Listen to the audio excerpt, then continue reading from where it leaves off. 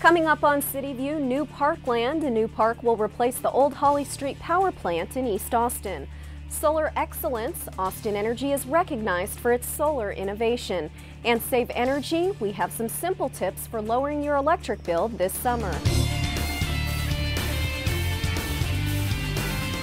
Thanks for joining us. I'm your host, Leslie Sopko. Those stories and more, but first our top story. The Austin Police Department extends a big thank you to numerous Walmart employees who courageously took action during Senior Police Officer Jaime Padron's shooting on April 6th at a North Austin Walmart. Police Chief Art Acevedo and other members of the Austin Police Department presented certificates of appreciation to employees who provided assistance to APD during the shooting. Walmart employees Archie Jordy and Lincoln Lemaire were presented with special awards for the immediate actions they took in assisting Officer Padron during this tragic incident. First of all, it's got ID 6674, his badge on there and his ID number. It says, "Thank you, Archie Jordy, and God bless you for being the angel at his side. Officer Jaime Padron, end of watch, April 6, 2012.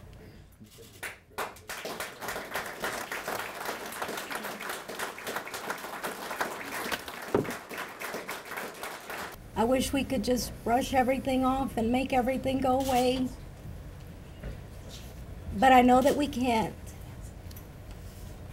But today it's about these two gentlemen and the team of Walmart employees that were there that day for my brother, that not only helped with the things that Chief said, but also helped with prayer, and that we will never forget. And we will be always very grateful to you guys for showing that leadership and strength and courage that you needed that day, that God provided you to be there at the right time, at the right moment that Jaime needed you.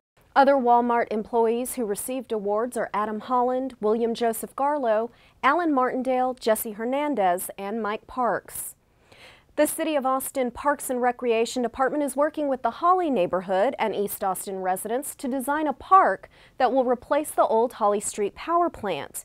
Decommissioning of the power plant is expected to be completed by spring 2013, and approximately 10 acres will be converted into dedicated parkland. A community advisory group was formed and recently met to help park staff outline future uses for the new parkland. By providing a long-term vision for this particular part of the city, it's going to attract and retain citizens to this area by providing them beautiful parks for their patronage. This piece of land's important because it's part of a bigger park system that goes all the way around Lady Bird Lake. So really completing that loop is going to be a huge benefit to everybody else that lives in the city, whether it's joggers, dog walkers, cyclists, or just people out to enjoy the fresh air. We're here with a committee today, representatives from the community, and we're going to hear from them. We're really here to listen. The process is supposed to take about a year, and it's going to receive a lot of community input, and also it's going to make the rounds for the boards and commissions. The City Council, though, will be the ultimate decision maker on the final plan.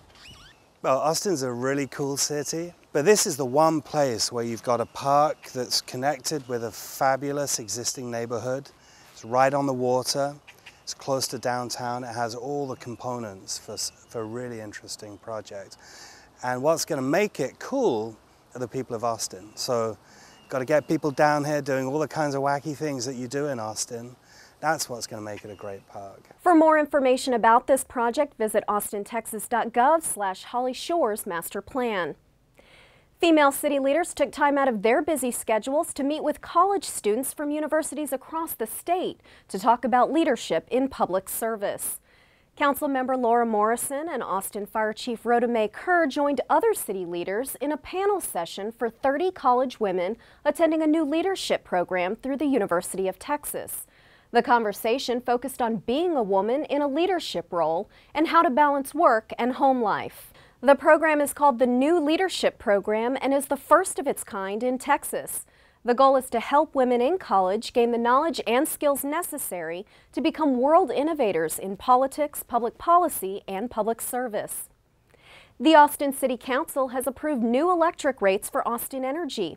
This is the first update to the utility's rate structure in 18 years. For more information on these new rates, visit austinenergy.com. The new rates will go into effect this October. Austin Energy was also just named the 2012 Public Power Utility of the Year by the Solar Electric Power Association for its solar innovation. The utility marked the occasion with the completion of a 105 kilowatt solar system at the George Washington Carver Museum and Library. This brings to 41 the number of public facilities in Austin outfitted with solar systems. A video monitor in the library provides real-time information about the electricity being produced by the panels. It is 105 kW, provides about 14% of the consumption for the museum and library. It'll offset about $14,000 of the operating costs of the facilities. The system was paid for in part by a grant from the State Energy Conservation Office. The municipal solar installations help provide education and awareness about the power and benefits of the sun. And finally, we could all use some advice on how to save energy and money this summer on our electric bills. Here are some simple and inexpensive ways to reduce the amount of phantom load in your home.